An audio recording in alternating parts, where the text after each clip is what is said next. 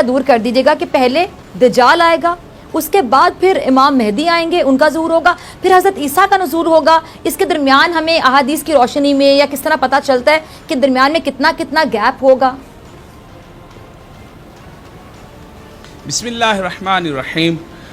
آج کا ٹاپک واقعی بہت انٹرسٹنگ ہے، اور یاد رکھیے کہ دجال کوئی ایسا نہیں کہ آئے گا اور جو ہے وہ کام خراب کرنا شروع کر دے گا.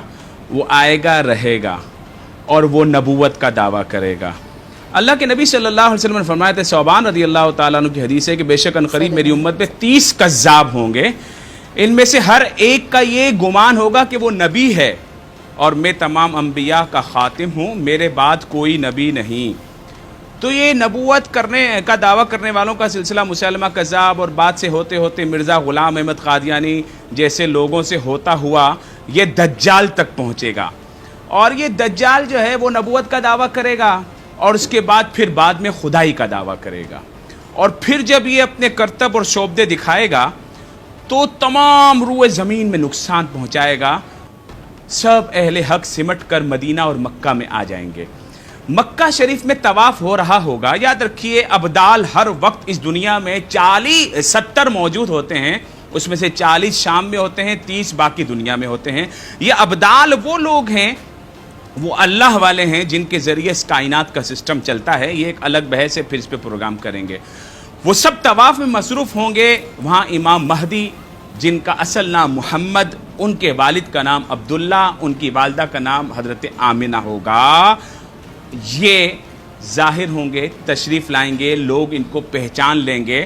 اور پھر آواز آئے گی ہاتف غیبی سے، ھذا خلیفۃ اللہ المہدی، یہ اللہ کے خلیفہ مہدی ہیں، ان کی اطاعت کرو اور ان کی بات سنو. تو سب ان کی اطاعت کریں گے اور وہ سب سے بیعت لیں گے. پھر سب کو لے کر وہ شام چلے جائیں گے. تو اب یہ دجال جو ہے موجود ہوگا. دجال کے ساتھ احادیث میں ہے کہ 70,000 یہودیوں کی فوج ہوگی، ان کا لشکر ہوگا. 70,000 آیا احادیث میں، 70,000 یہودی. اس لیے یہودی اس کا انتظار کر رہے ہیں کہ وہ آئے اور یہودیوں کا غلبہ ہو. لیکن یہودیوں کا غلبہ ہوگا نہیں.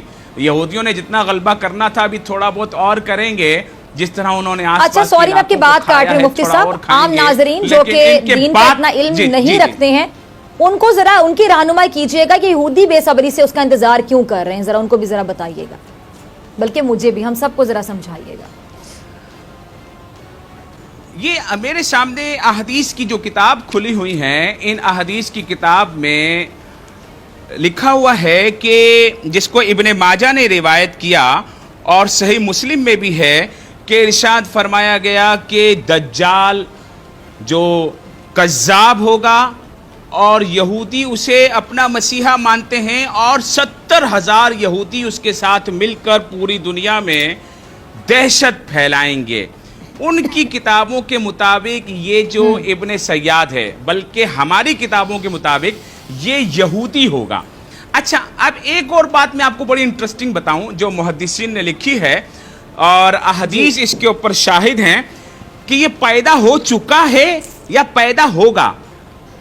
تو بہت سی روایت میں یہ ہے کہ اس کا نام ابن سیاد ہے اور پیدا ہو چکا ہے اور اللہ کے حکم سے جزیرے پر قید ہے، اور اس کا نام ابن سیاد ہے، اور یہ ظاہر ہوگا.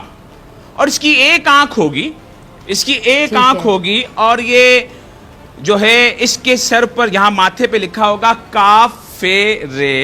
یہ کفر اس کا صرف مسلمان کو نظر آئے گا، یہودیوں کو، عیسائیوں کو، ہندوؤں کو، اور ان لوگوں کو جو اسلام کا مذاق اڑاتے ہیں، اپنے آپ کو مسلمان کہتے ہیں، ان کو نظر نہیں آئے گا. لوگ اس پر ایمان لاتے چلے جائیں گے. یہ نبوت کا دعویٰ کرتے. آج ہمارے اس معاشرے کی برائی یہ ہے کہ کوئی اچھا کام کرے یا برا کام کرے، کوئی بھی نعرہ لگائے لوگ اس کے ساتھ ہو جاتے ہیں.